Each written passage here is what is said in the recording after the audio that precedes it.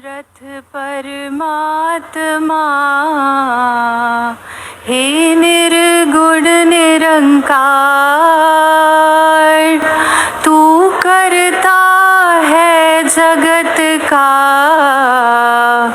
तू सबका आधार। कण कण में है बस रहा तेरा रूप अपार। तीन काल है सत्य तू, मिथ्या है संसार। घट घट वासी हे प्रभु, अविनाशी करतार।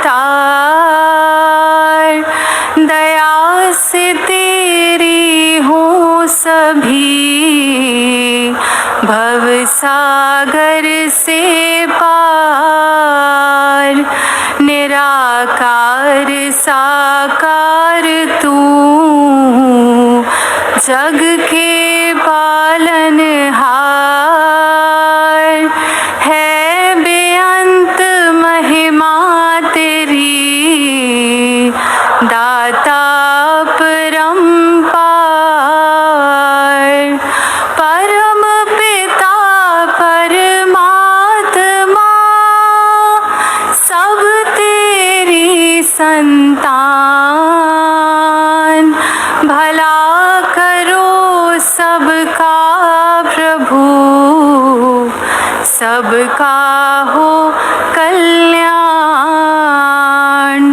भला करो सबका प्रभु, सबका हो कल्याण। सत्संगत जी, प्यार से कहना धन्य जी। ये संदेश जो इस जीवन को एक जीने की कला, एक असली रूप में इंसान होने का प्रमाण, कि जितना इस परमात्मा के गुणों से अपने आप को मिलाएंगे, उतना ही ये रूहानियत भी जीवन में घुसेगी। और ये इंसान सिर्फ फिर एक काया रूप नहीं, एक इंसानियत वाकई ही असली इंसानियत होगी जब ये परमात्मा जीवन में आता है। क्योंकि ये तो हर समय ही मौजूद है, सिर्फ फर्क वही कि हम कब इससे जुड़े हैं। ये संसारिक रूप की माया तो हर समय अपने अलग अलग रंग दिखाती है, तो कब कब एक मन वाकई ही इस परमात्मा से जुड़ा है, तो एक जीवन में परिस्थितियां अलग अलग भी आ जाती हैं। एक अपने मन के भी हमारे ऐसे खेल हो जाते हैं कि कभी तो ये मन बहुत ही शांत होता है, कभी इतनी उथल पुथल होती है, कभी मन में एक भाव एक विपरीत दिशा वाले आ जाते हैं, और कभी कैसे विनम्र भी हो जाता है दिल। तो कैसे इस दिल को हर समय के लिए सहज रखें, पावन रखें। इस परमात्मा के सहारे से ही ऐसा हो सकता है कि हर समय एक रस ये मन भी हो जाएगा, फिर ये एक लहर जैसी एक उछाल इस मन में नहीं आएगी। एक सहजता रूप, एक मन में जितना ज्यादा परमात्मा को बिठाएंगे, उतना ही ये फिर मन भी पावन होगा। तो एक मन की जहाँ बात है, वहाँ एक चरित्र भी उसमें आता है, सोच भी उसमें आती है। एक हमारे भाव जो एक हमारे जीवन में हम प्रदर्शित करते हैं, वो भी फिर यही कि अगर अहंकार है या मन में किसी से मनमुटाव है, कुछ भी उस रूप के एक तरंगे उठ रही हैं, तो उसको भी फिर इसी परमात्मा के एक ज्ञान से ही शांत किया जा सकता है। क्योंकि एक किसी का कुछ किया मन को अगर चोट दे भी रहा है, तो हमने कैसे खुद को उस परिस्थिति में भी ठीक रखना है।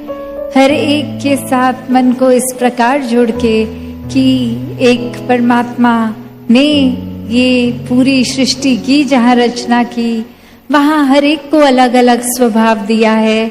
तो सिर्फ किसी का स्वभाव हमारे स्वभाव से अलग है तो ये कारण एक नफरत का नहीं होना चाहिए। इससे तो अपनत्व और बढ़ना चाहिए, क्योंकि जितने अलग अलग सबके स्वभाव उतनी यूनिकनेस उनकी, और वहीं इतना कुछ सीखने के लिए।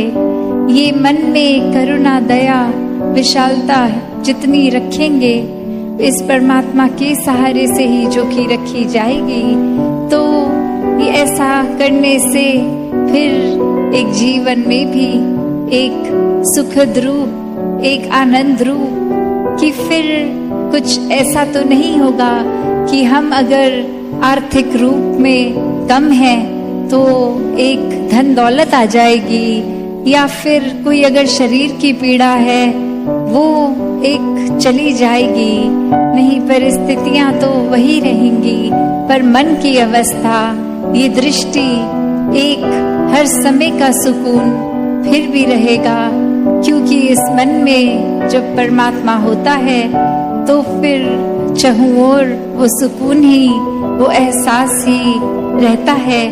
और फिर किसी को हम एक बुरी दृष्टि से नहीं देखते, किसी में कोई ऊंच नीच के भाव, कोई वैर विरोध नफरत के भाव नहीं आते। एक हर कोई पूजने लगता है, हर किसी में ये ही परमात्मा दिखता है।